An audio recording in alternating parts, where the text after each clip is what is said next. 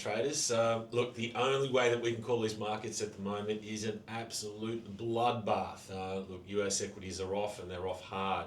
Nasdaq overnight down 6%, S&P down 5%.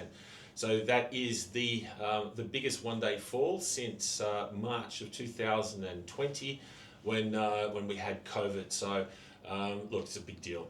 And obviously, the reason why all of this is happening is because of Liberation Day and Trump's reciprocal tariffs.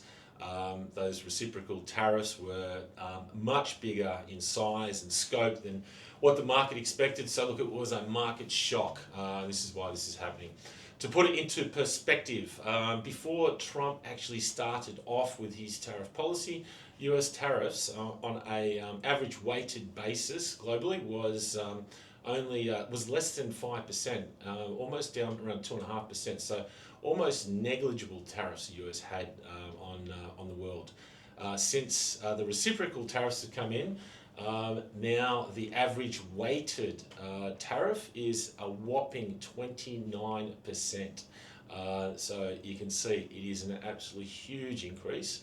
And also, to put that into perspective, historically, the US has never ever had tariffs anywhere near as high as 29%. So look, this is a big and meaningful change, and this is why the markets are moving the way that they are moving. So look, what does this all mean? What are markets doing? Look, the first thing that markets are starting to really worry about, and what traders are starting to price in, is a US recession. So we had US growth was already slowing before this harsh tariff policy came into play. So traders now are upping their bets that the US recession is coming sooner rather than later, and there's a very realistic chance of that. So they're also, at the same time, because of that, they are starting to beg the Fed to start cutting rates. So before we went into Liberation Day, the Fed Fund futures, traders were basically pricing in 78 basis points of rate cuts by the Fed in 2025. So that's about 3 rate cuts of 25 basis points each. Post Liberation Day, markets actually now ramped that up at least another 10 basis points, up around 88 basis points now of rate cuts they expect by the Fed. So they're almost trying to start pricing in a whole percent for rate cuts. So look, that's obviously meaningful. And if we do have an issue with this, and the issue is obviously that tariffs are inflationary, and that prices obviously are going to increase. Some bank analysts in Wall Street are actually thinking that it could take inflation back towards 5%. So that is something that the Fed is going to. It's going to be very hard for them to come in and start cutting rates to the market expectations. And the first rate cut that the market's expecting that's fully priced in is actually in June. And if we do start seeing CPI prints that are obviously not favourable and start spiking up, then I think we're going to have a huge problem, because obviously the Fed is not going to be meeting the market's rate cut expectations. So look, that's something for another day. Obviously, we need to see data moving forward, but obviously that's something to focus on, and something that potentially, obviously, is not going to be, it's a big negative for world economies and the market. Okay, so also, if we have a look at what's happening with US bond yields, obviously they've been crushed. US 2 yields now well below 4%, down around 4.8%, touch lower. US 10-year yields are down to 4%. So if we look at the highs for 2025, they are 70 basis points off their highs. So what US bond yields are doing is a huge move. Obviously, it's a red flag. So the bond market obviously doesn't like what it's seeing and what it's trying to price in moving forward. And again, we're talking about those recession risks. Now, the main beneficiary, though, from falling bond yields is the yen. The yen's got the highest beta to changes in US bond yields. So US bond yields go up, it's a yen story. US bond yields go down, that's a buy yen story. Dollar yen has fallen from 150 highs plus that we've seen recently in the last week or so, and we've printed down towards almost 145. So dollar yen's had a huge move lower, yen a huge move up. Yen is bid. I would suggest not trying to take the other side of this. The Bank of Japan is the only central bank globally that needs to hike rates. We could see still a big move in the yen. Targeting levels down towards 140 for dollar yen. I don't think that's unrealistic moving forward at all. So certainly, again, I suggest any opportunities you get to buy yen, I'd be taking those.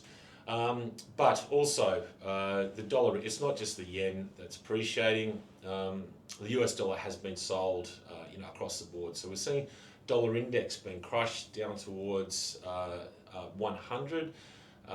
Dollar index was trading up around those 110 levels just a couple of months ago. So we're seeing a huge reversal in the US dollar. And I'd imagine that would continue if we continue to see these current market moves. So again, wouldn't be fading that either. Okay, what's happening in gold's quite interesting as well. Gold finally had a decent retracement, new record highs last night, around 31.70. That got crushed down to 30.50. So we saw a big 100 move lower until buyers stepped in and we closed back above 31.10. But we did put in a bearish outside range day for gold, a very big one. It almost printed a bearish key reversal day technically, which would then be saying we put a top in place. But what we are seeing now is that we are seeing some of the traders and the funds that have been making big losses on their equity books, if they've got profits in their gold book, they're starting to sell some gold, take some profit there to pay for some of their equity losses. And I would imagine that if we do continue to see equities a lot lower, we probably will see some more profit taking in gold. So gold certainly at the moment is not a one-way bet. Volatility is two ways, so I'd be a touch careful on the gold front at the moment. Okay, today it doesn't end. We've still got one trading session left. US trading session is important, obviously, for lots of reasons, but because it's driving these markets. But we also do have US non-farm payrolls, which is top tier economic data, comes out once a month. Markets expecting unemployment rate 4.1 to remain stable. Headline employment looking for 135,000 jobs added. That's down from 150 the previous month. I would suggest if the market did miss on this payrolls print, so we see unemployment rate up, we see the headline number down, that would not be seen very, it'd be very negative for the market, let's put it that way. So it would confirm that the macro side, the economic macro side is actually rolling over just as these tariff policies are hitting. Obviously bond yields lower, we see dollar yen lower, I probably see equities a lot lower before the weekend as well. So really need to focus on this number tonight. Really needs to meet expectations or potentially a touch above expectations would be very helpful for this market. But very nervous market out there, and it'd be wise to at the moment not try to take the other side because it's like trying to catch a falling knife. Good luck with the trades. Catch back in with you early next week.